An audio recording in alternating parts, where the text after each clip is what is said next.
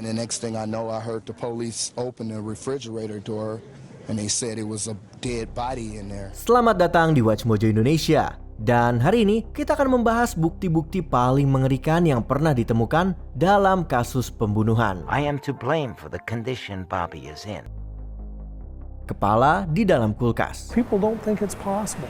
They don't think this actually happened. Yang awalnya hanya sebuah pemeriksaan kesejahteraan biasa berakhir dengan kengerian. Charles Rogers sebenarnya memiliki karir yang menjanjikan. Namun tiba-tiba ia berhenti bekerja pada tahun 1957 dan kembali tinggal bersama orang tuanya. Pada tahun 1965, polisi dipanggil ke rumah mereka setelah kerabat lain melaporkan bahwa mereka tidak bisa menghubungi pasangan lansia tersebut. Pada awalnya, pemeriksaan terlihat biasa saja, kecuali tumpukan daging tak dikenal yang ditemukan di dalam kulkas. There was a massive amount of bleach that was used. Tidak butuh waktu lama sampai polisi menemukan kepala kedua orang tua Charles dan menyadari bahwa daging yang mereka temukan adalah bagian tubuh korban. Charles yang saat itu sudah lama melarikan diri langsung menjadi tersangka utama. Namun sayangnya ia tidak pernah ditemukan, menjadikan kasus ini tetap belum terpecahkan hingga hari ini. Meski beberapa ahli forensik bersikeras bahwa Charles memang pelakunya. Fiona, Look what you did to me. I'm so sorry. Sebuah sel, peta harta karun, dan video rumahan. What the officer did not reveal was that the room also had a one-way mirror and hooks positioned so that a body could be secured on the bed. Meski tersangka utama meninggal tak lama setelah ditangkap, apa yang ditemukan setelahnya membuat keterlibatannya tak terbantahkan. Leonard Lake dan rekannya Charles Ng bertanggung jawab atas penculikan, penyiksaan, dan pembunuhan hampir selusin orang. Penyelidik menelusuri truk curian yang mengarah ke bunker milik Lake, tempat mereka menemukan penemuan mengerikan, sel buatan dekat area pemakaman yang berisi beberapa kilogram sisa-sisa tubuh manusia. They were mostly skeletal remains that were wrapped. Couldn't really make out if they were men or women because of the time that the bodies had been there. Seolah belum cukup, mereka juga menemukan peta buatan tangan yang mengarah ke kontainer berisi berbagai barang bukti. Isinya mencakup nama-nama korban hingga rekaman video yang merinci rencana mereka. Karena Lake mengakhiri hidupnya sendiri, Ng akhirnya harus mempertanggungjawabkan semuanya dan dijatuhi hukuman mati setelah dinyatakan bersalah atas 11 kasus pembunuhan. He recorded a videotape in October 1983 in which he outlined the plan and his barbaric views on women. What I want is an off-the-shelf sex partner. Sisa tubuh dan surat yang tak pernah terkirim. He designs a system of pipes leading from Holmes's private apartment to each guest room, where he can control the flow of gas to asphyxiate victims. Salah satu pembunuh berantai pertama di Amerika juga termasuk yang paling licik. Setelah merencanakan skenario kematian palsu demi mendapatkan uang asuransi, H.H. Holmes justru mengkhianati temannya sendiri dan membunuhnya. Ia kemudian memanipulasi istri korban agar menyerahkan hak asuh 3 anak mereka kepadanya yang berujung pada akhir tragis bagi anak-anak itu sekaligus menjadi awal kejatuhan Holmes. Pada tahun 1894, seorang penyelidik ditugaskan mencari anak-anak yang hilang dengan menggeledah rumah Holmes, namun justru menemukan 2 mayat. Ia juga menemukan surat-surat yang belum sempat dikirim kepada ibu mereka, mengungkap sisi kelam lain dari tipu daya Holmes. Berbekal temuan itu, polisi akhirnya berhasil melacak dan menangkap Holmes, mengakhiri rangkaian kejahatan brutalnya. I was born with the devil in me. I can't help the fact that I'm a murderer no more than the poet can help the inspiration to sing. Pesan di cermin. It was a horrifying plea. For heaven's sake, catch me before I kill more. I cannot control myself. Ketika seorang pembunuh sadar akan kebrutalannya sendiri, semuanya jadi terasa jauh lebih menyeramkan. Pembunuhan yang dilakukan oleh The Lipstick Killer yang kemudian diidentifikasi sebagai William Heirens sudah sangat mengerikan, namun menjadi lebih buruk karena ia tampak kehilangan kendali atas dirinya sendiri. Hal ini terlihat jelas setelah kematian Frances Brown pada tahun 1945 ketika polisi menemukan pesan yang ditulis dengan lipstick. Those words were chilling to the public.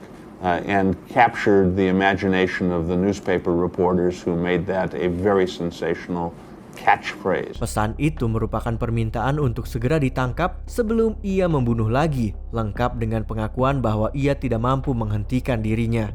Sayangnya, pesan tersebut terbukti benar tidak sampai sebulan kemudian ketika Suzanne Degnan diculik dan dibunuh pada tahun 1946. Heirens diinterogasi pada tahun yang sama dan akhirnya mengaku meski belakangan ia menyatakan bahwa pengakuannya diperoleh di bawah tekanan. Ia dijatuhi 3 hukuman seumur hidup dan menghabiskan sisa hidupnya di penjara. He told them not to contact the police or the FBI and to put $20,000 in small bills together. Coretan merah dan peta hukuman. Investigators recorded one of his bone-chilling phone calls.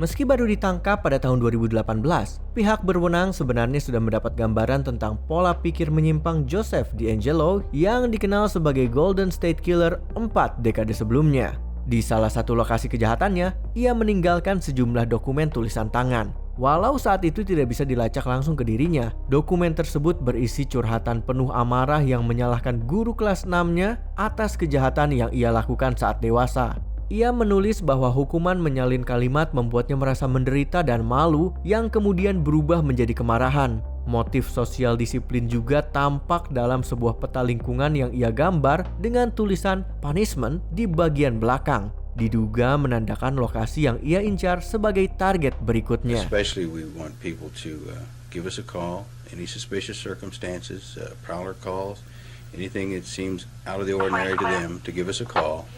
And of course we're responding to these calls. Ruangan kecil yang penuh mayat. God, more space. Sebagai salah satu pembunuh berantai paling terkenal di Amerika Serikat, setiap detail dari kejahatan John Wayne Gacy cukup membuat merinding. Pengakuannya sendiri pun tidak kalah mengerikan. Dalam keadaan mabuk, Gacy mengaku telah membunuh sedikitnya 30 orang dan menguburkan jasad mereka di ruangan kecil di bawah rumahnya. So they immediately called me, let me know that there was human remains in a crawl space, and at that time I arrested Jack Gacy for murder. Meski sedang dalam pengaruh alkohol, pernyataannya cukup untuk membuat polisi mengeluarkan surat penggeledahan. Dan hanya dalam hitungan menit, mereka menemukan sisa-sisa jasad manusia yang sudah membusuk. Penggalian awal langsung mengungkap 4 jasad dan pencarian lanjutan menemukan 26 korban lainnya di ruang kecil yang sama. Skala kejahatannya dan betapa mudahnya ia menyembunyikan semuanya membuat gempar komunitas lokal dan seluruh negeri. When Snow checks the collarbones of the skeletons found under Gacy's house, none of them are fully fused. These victims were all less than 30 years old. Puisi mengerikan. Before I kill you, I'm gonna throw your baby out the window.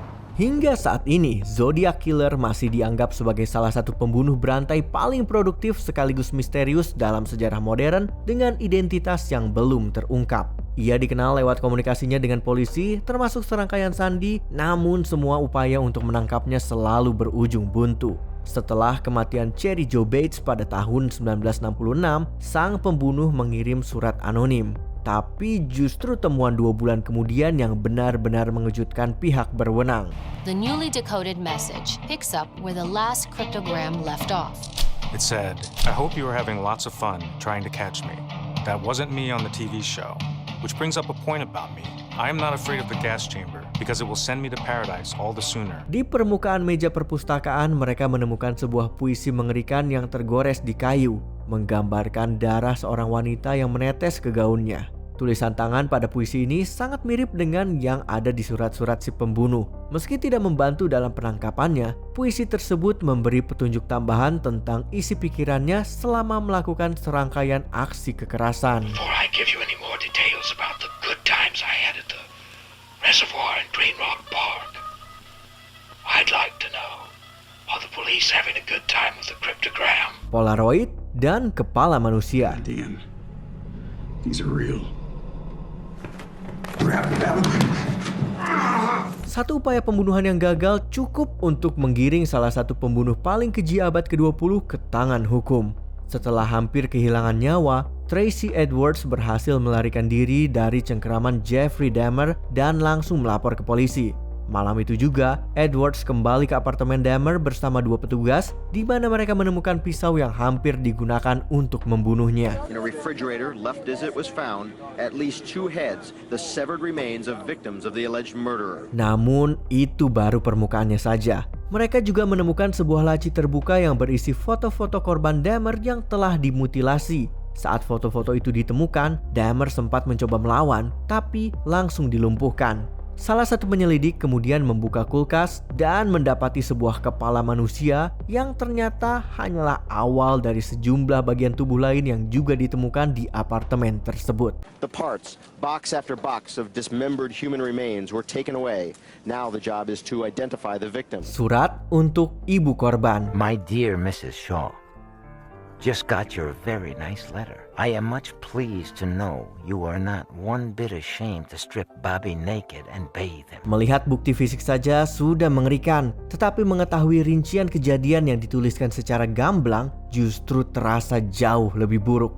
Meskipun Albert Fish mengklaim banyak nyawa, pembunuhan terhadap Grace Budd pada tahun 1928 lah yang akhirnya menyeretnya ke meja hijau. Pada tahun 1934, ia menulis surat anonim kepada Ibu Grace. Dalam surat itu, ia membuka dengan cerita tentang seorang kenalan yang memperkenalkannya pada praktik kanibalisme. Truly it was a great horror, and the horror of the victim everyone knows.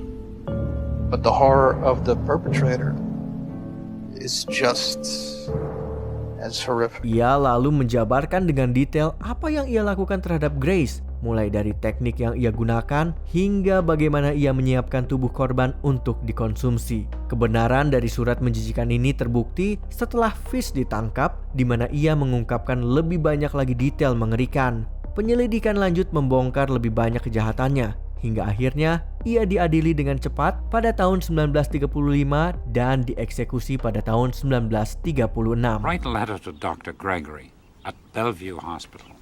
Tell him I won't write any more letters.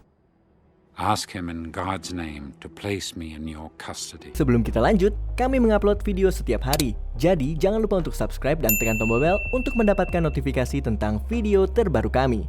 Kamu bisa memilih untuk mendapatkan notifikasi secara berkala atau setiap kali kami mengupload video. Kalau kamu menggunakan handphone, jangan lupa untuk nyalakan notifikasi di bagian pengaturan. Dekorasi dari sisa tubuh manusia.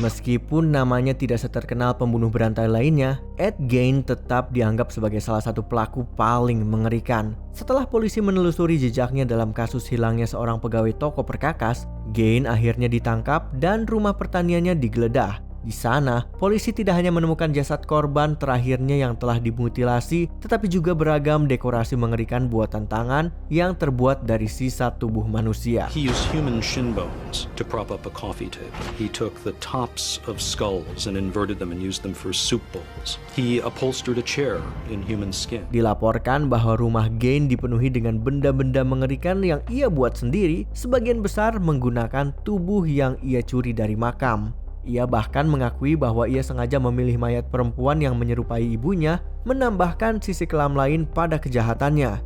1 dekade kemudian, Gein akhirnya diadili, dinyatakan tidak waras, dan menghabiskan sisa hidupnya di fasilitas kesehatan jiwa.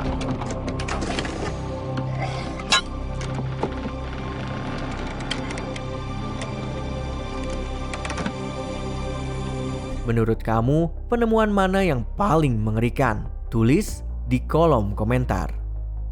Apakah kamu setuju dengan pilihan kami? Cek video lainnya dari Watch Mojo Indonesia. Jangan lupa subscribe dan tekan tombol bel untuk mendapatkan notifikasi tentang video terbaru kami.